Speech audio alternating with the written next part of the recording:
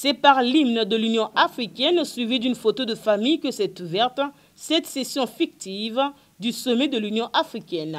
Cette simulation est une initiative du Believe portée par son coordonnateur, Précieux Masweme. Il s'agissait d'éveiller les consciences à un moment où la jeunesse est appelée à prendre en main son destin. Cela a été l'occasion pour les responsables du Believe de témoigner de leur soutien aux jeunes afin qu'ils soient de véritables acteurs du développement. Le thème de cette simulation, renforcer l'éducation et le civisme en Afrique, n'est pas fortuit.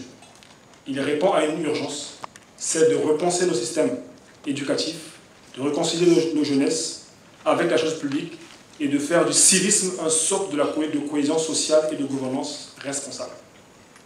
Aujourd'hui encore, comme le stipule les Nations Unies, plus de 20 millions d'enfants africains sont hors du système scolaire. Et parallèlement, nous faisons face à une montée de l'incivisme, du repli identitaire et de la désinfection envers les institutions.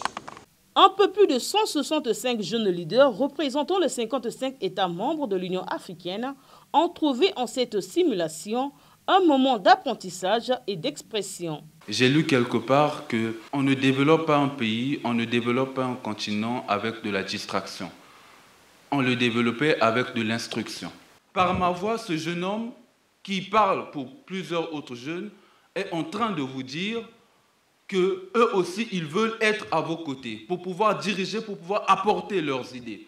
En incarnant les rôles du président en exercice et de président de la Commission de l'Union africaine, Brel Ngwele et Wesley Mounana réaffirment leur détermination à œuvrer en faveur de l'éducation des jeunes, voie essentielle pour garantir l'avenir du continent. C'est une simulation, mais en même temps, c'est un immense privilège et on peut ressentir à travers cette simulation seulement le poids de la responsabilité qui est la nôtre. Aujourd'hui, nous sommes jeunes, nous avons cette responsabilité de guider les autres. Et quand vous êtes dans cette position-là, on ressent une fierté, mais aussi on ressent le poids. Mais je pense qu'à travers cette initiative, nous touchons un sujet qui est très important. Et je pense qu'avec la réflexion des jeunes qui sont ici, nous allons apporter notre modeste contribution et pouvoir faire avancer les choses. La jeunesse africaine, c'est une jeunesse qui se cherche, mais seule une éducation forte, stratégique, qui peut faire en sorte que cette jeunesse en perdition puisse trouver son chemin. L'éducation seule ne suffit pas, mais c'est l'éducation au travers du civisme. Parce qu'une personne éduquée sans le civisme est une personne en elle-même perdue.